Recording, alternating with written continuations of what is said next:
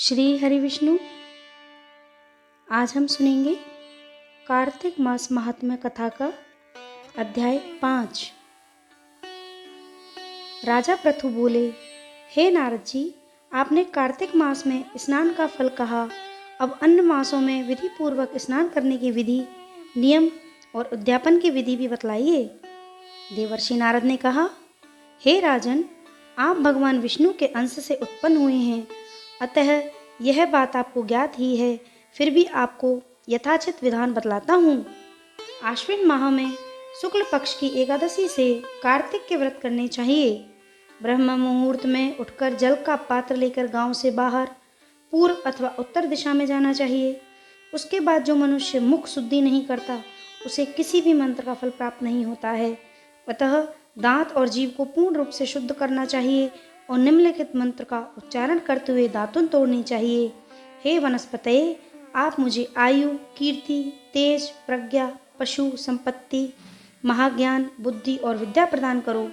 इस प्रकार उच्चारण करके वृक्ष से 12 अंगुल की दातुन लें। दूध वाले वृक्षों से दातुन नहीं लेनी चाहिए। इसी प्रकार कपास, कांटेदार वृक्ष तथा जले हुए वृक्ष से भी दातुन लेना मना है। जिससे उत्तम गंध आती हो और जिसकी टहनी कोमल हो, ऐसे ही वृक्ष से दंत धावन ग्रहण करना चाहिए। प्रतिपदा, अमावस्या, नवमी, छठी, रविवार को चंद्र तथा सूर्य ग्रहण में दातुन नहीं करना चाहिए। तत्पश्चात भली भांति स्नान करके फूल माला, चंदन और पान आदि पूजा की सामग्री लेकर प्रसन्न चित्त व भक्ति पूर्वक शिवालय में जाकर सभी देवी देवताओं की अर्घ्य, आचमनीय आदि वस्तुओं से पृथक पृथक पूजा करके प्रार्थना एवं प्रणाम करना चाहिए। फिर भक्तों के स्वर में स्वर मिलाकर श्री हरि का कीर्तन करना चाहिए।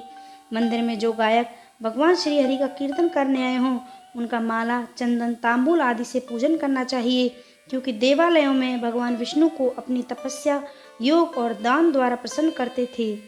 परंतु कलयुग में भगवत गुणगान को ही भगवान श्री हरि की प्रसन्न करने का एकमात्र साधन माना गया है।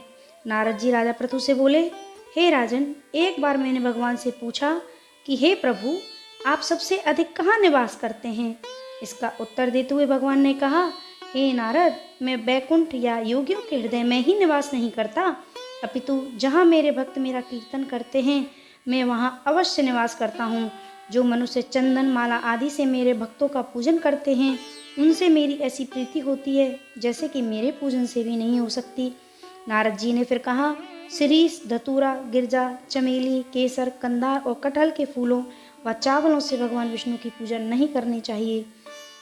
अड़हल, कंद, गिरीश, जूही, मालती और केवड़ा के पुष्पों से भगवान शंकर की पूजा नहीं करनी चाहिए। जिन देवताओं की पूजा में जो फूल निर्दिष्ट है, उन्हीं से उनका पूजन करना चाहिए। पूजन समाप्ति के बाद भगवान से क्षमा प्रार्थना करनी चाहिए। यथा हे सुरेश्वर, हे देव, ना मैं मंत्र जानता हूँ ना क्रिया, मैं भक्ति से भी हीन हूँ। मैंने जो भी आपकी पूजा की है उसे पूरा करें। ऐसी प्रार्थना करने के पश्चात साष्टांग प्रणाम करके भगवत कीर्तन करना चाहिए, श्री हरि की कथा सुननी चाहिए और प्रसाद ग्रहण करना चाहिए। जो मनुष्य उपरोक्त विधि के अनुसार कार्तिक व्रत का अनुष्ठान करते हैं, वह जगत के सभी सुखों का भोगते हुए अंत में मुक्ति धाम को प्राप्त होते हैं। तो ये है कार्तिक मास महात्म्य की कथा, अध्याय 5, Shri Hari Vishnu.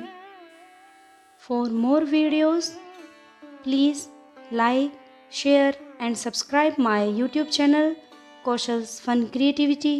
Thank you so much.